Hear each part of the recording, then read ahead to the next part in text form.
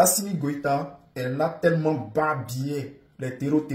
Et ceux qui se font passer pour des rebelles, c'est-à-dire ceux qui se rebellent contre l'État malien, d'après eux, qu'ils sont des Maliens, mais ils ne sont pas d'accord avec la politique d'Assimi Goïta. Tellement qu'Assimi Goïta a chicoté les terreaux là. Chers frères, les terreaux, d'après eux, ont décidé de faire une coalition. C'est-à-dire ceux qui se rebellent contre l'État malien veulent se mettre ensemble avec les terreaux. Moi, c'est ce que je ne comprends pas là. Les terreaux là, eux, ils n'ont pas d'amis.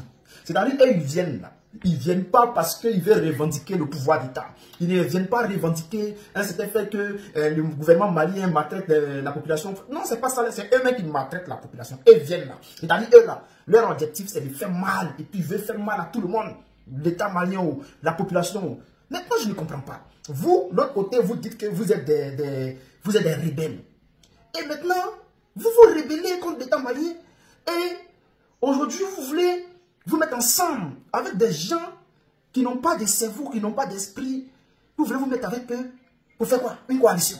Chers frères, on va aller en profondeur. Qu'est-ce qui se passe exactement?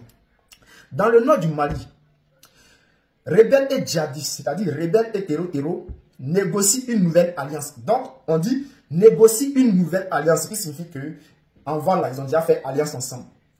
C'est-à-dire les terreaux sont divisés et se faisaient passer pour des Maliens, c'est-à-dire qui se rebellaient contre le gouvernement. Alors, Assimi Goïta les a tellement baboukou que non, ils ont frayé, ils ont fui. Donc, au moment où le gouvernement malien est en train de prendre le nord du Mali, là, on attend. Quand on a dit non, que Bengue est derrière ça, là, les gens viennent dire non, ne parlez pas de Bengue. Celui qui a publié là, c'est Bengue qui a été nous expliquer. Voilà, c'est un journal français. On va aller en profondeur. La reconquête progressive de la partie nord du pays par l'armée, appuyée par les paramilitaires russes. Bon, et ils disent que il y a Wagner là-bas. Les Maliens disent qu'il n'y a pas Wagner, mais même s'il y a Wagner, c'est bon.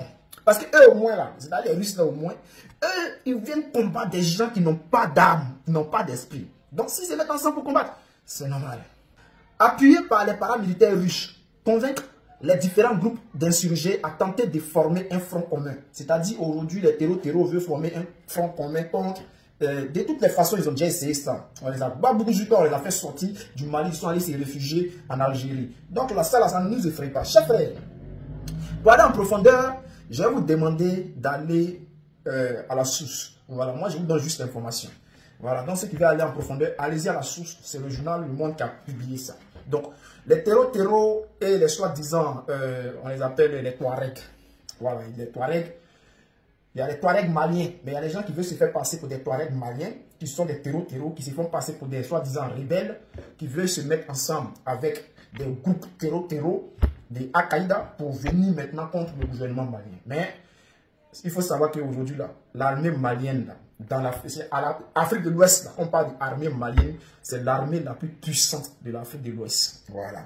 C'est tout ça qui fait l'AES. L'AES aujourd'hui possède l'armée la plus puissante de l'Afrique de l'Ouest. Chers frères, appuyez sur les cœurs là.